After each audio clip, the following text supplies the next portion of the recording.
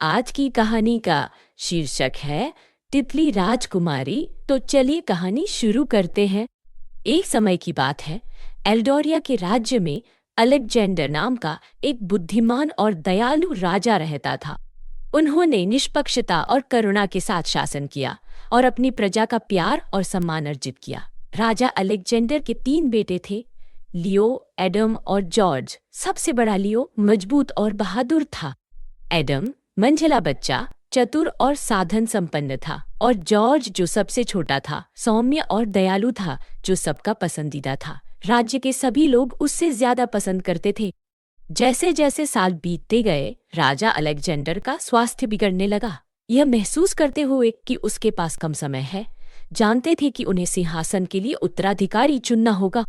हालांकि वह अपना अंतिम निर्णय लेने से पहले यह सुनिश्चित करना चाहते थे कि उसके तीनों बेटों की शादी हो जाए।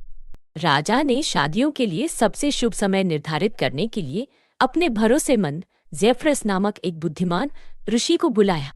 ज़ेफरस ने अपने ज्ञान से खिलते फूलों, साफ आसमान और हल्की हवाओं के दृश्य देखे। उन्होंने घोषणा की, शादी का सही समय अगले महीने है। इस ज्ञान के साथ राजा अलेक्जेंडर ने आगामी शादियों की घोषणा करते हुए अपने सभी सहयोगियों और पड़ोसी राज्यों को निमंत्रण भेजने का आदेश दिया। खबर तेजी से फैल गई और विभिन्न देशों की राजकुमारियां भव्य आयोजन की तैयारी करने लगी। एल्डोरिया राज्य उत्सव की तैयारी में लग गया। हालांकि इस खुशी के बीच ईर्ष्या का एक काला बादल मंडरा रहा था। लियो और एडम के मन में अपने सबसे छोटे भाई जॉर्ज के प्रति गहरी ईर्ष्या थी। जॉर्ज न केवल उन तीनों में सबसे सुंदर था, बल्कि सबसे दयालु और लोगों का सबसे प्रिय भी था। उसमें प्राकृतिक करिश्मा और करुणा से भरा हृदय था, जिससे वह राज्य में सभी का प्रिय था।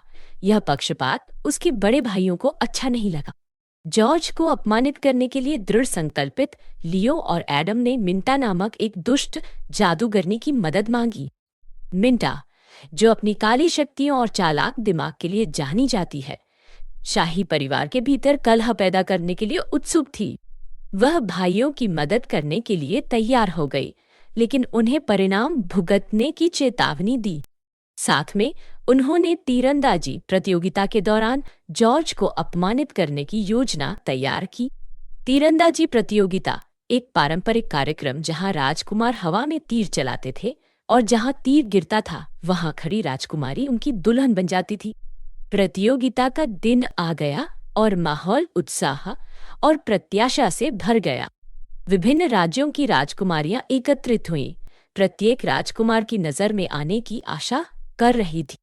प्रतियोगिता की शुरुआत एडम के साथ हुई, जिसने अपना तीर सटीकता से चलाया और वह एक खूबसूरत और बुद्धिमान राजकुमारी बेला के सामने आकर गिरा। इसके बाद लियो ने अपनी बारी ली और उसके तीर ने राजकुमारी एलिजा के सामने अपना निशान पाया, जो अपनी कृपा और दयालुता के लिए जानी जाती। आखिरकार जॉर्ज की बारी थी। उसने एक गहरी सांस ली, अपने तीर पर निशाना साधा और उसे छोड़ दिया। उसे पता ही नहीं चला कि मिंटा ने उस पर जादू किया है। तीर बेतहाशा उड़ता हुआ मैदान से बहुत आगे निकल गया और अंधेरे जंगल में गायब हो गया।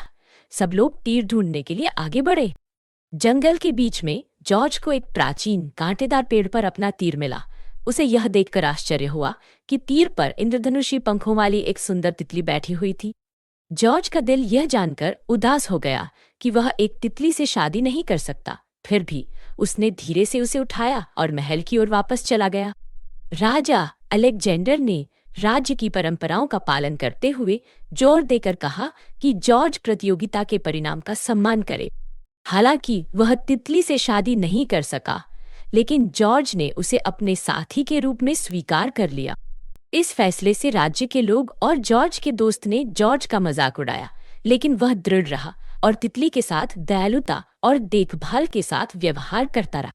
दिन हफ्तों में बदल गए और जबकि लियो और एडम अपनी नई दुल्हनों के साथ अपने जीवन का आनंद ले रहे थे, जॉर्ज को लगातार उपहास का सामना करना पड़ा।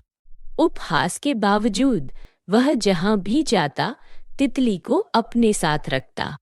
लेकिन एक शाम राज्य ने नवविवाहित जोड़े के सम्मान में एक भव्य समारोह का आयोजन किया। बहुत मजाक के बाद जॉर्ज ने इस बार तितली को अपने साथ न ले जाने का फैसला किया। जैसे ही वह मेहमानों के बीच गया, उसकी नज़र कोने में अकेली खड़ी एक खूबसूरत लड़की पर पड़ी। उसने एक गाउन पहना था जो चांदनी की तरह चमक रहा था और उसकी आंखें मनमोहक रोशनी से चमक रही थीं। जॉर्ज को उसके प्रति एक अनूठा खिंचाव महसूस हुआ। वह उसके पास आया और पूछा, क्या मैं आपके साथ नृत्य कर सकता हूँ? लड़की चुप रही, लेकिन उसने अपना हाथ आगे बढ़ा दिया। उन्होंने पूरी शाम सुंदर ढंग से नृत्य किया। जैसे ही उन्होंने नृत्य किया, जॉर्ज को अपनापन का एहसास हुआ। हालांकि लड़की उदास लग रही थी, उसकी आंखें अनकहे दुख से भरी थी। जैसे ही नृत्य समाप्त हुआ, जॉर्ज अपनी जिज्ञासा पर काबू नहीं रख सका। आप कौन हैं? उसने धीरे से पूछा, और इतनी उदास क्यों लग रही हो?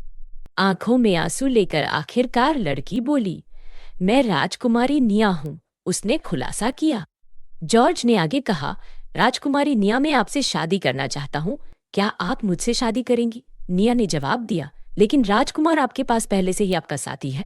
जॉर्ज आश्चर्यचकित रह गया, लेकिन उसने राजकुमारी निया को अपने भाग्य के बारे में सब बताया।